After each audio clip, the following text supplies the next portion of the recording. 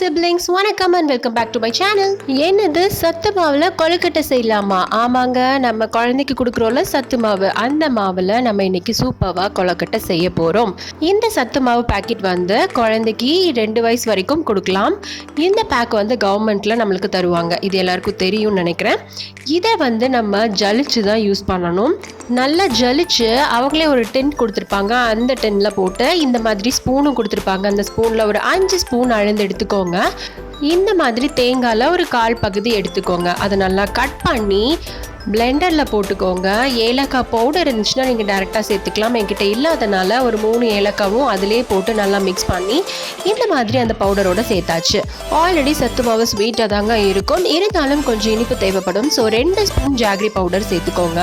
அது கூட warm water, ரொம்ப சூடாக இருக்கக்கூடாது, கொஞ்சம் மிதமான சூட்டில் இருக்கிற தண்ணி ஊற்றி இந்த மாதிரி கொஞ்சம் கொஞ்சமாக தண்ணி ஊற்றி பழிஞ்சிட்டிங்கன்னா எந்த கன்சிஸ்டன்சியில் இருக்கும்போது நீங்கள் நல்லா உருண்டை பிடிக்க ஆரம்பிச்சிடலாம்.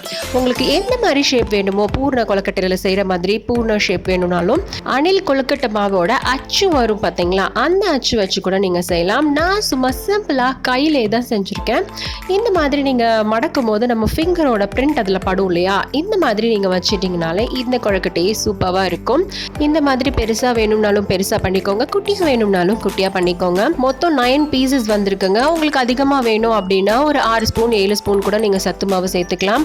அடுத்தது நம்ம இட்லி குக்கரில் இந்த மாதிரி அந்த இட்லி பிளேட்ஸில் லைனாக அடுக்கிடலாம். அடுக்கினதுக்கப்புறம் இட்லி குக்கரில் நம்ம வேக வச்சிட்டோம்னா கொழுக்கட்டை சூப்பராக வெந்துடும். என்னோட குக்கர் வந்து துணி வச்சு வேக வைக்கிற குக்கர் இல்லைங்க, நம்ம நார்மலாக எண்ணெய் தடவி வேக வைப்போம் இல்லையா, அந்த குக்கர் தான் இது. சூப்பராக வெந்துருச்சு பாருங்கள். ஒரு விசில் வந்தாலே போதும்.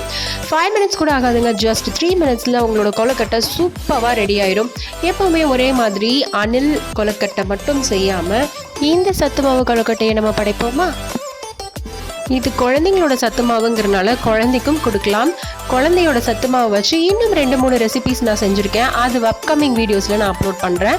பாருங்களேன், நல்லா கருப்பட்டி கலரில் நல்லா வெந்திருக்குங்க. இப்போ பாருங்கள், நான் பிச்சு காமிக்கிறேன் பாருங்கள். 2 பிரிக்கும் போது நல்லா உள்ளேயும் நல்லா வெந்திருக்கு, அருமையாக இருந்துச்சு. எங்கள் பாப்பாவும் சாப்பிட்டாங்க. இந்த விநாயகர் சதுர்த்திக்கு கண்டிப்பாக இந்த சத்து மாவு கொழுக்கட்டையை செஞ்சு கொடுங்க. வீட்டில் இருக்கவங்க எல்லாரும் பாராட்டுவாங்க. சத்தா இந்த விநாயகர் சதுர்த்தியை கொண்டாடலாமா? See you next time. Try this one section. பார்க்கலாம். நம்ம சில்லி பவுடர் ரெடி பண்ணுவோம் இல்லைங்களா, அப்போ வந்து அது கூடவே கடுகு, எள்ளு, மிளகு இந்த 3 பொருளையும் சேர்த்து நல்லா வறுத்து அதுக்கப்புறம் காய வச்சு அரைக்க கொடுத்தீங்க அப்படின்னா நல்ல சுவையாக இருக்கும், நல்ல மணமாகவும் இருக்கும். ட்ரை பண்ணி பாருங்க. Keep watching, keep on subscribing. Our next video will out soon.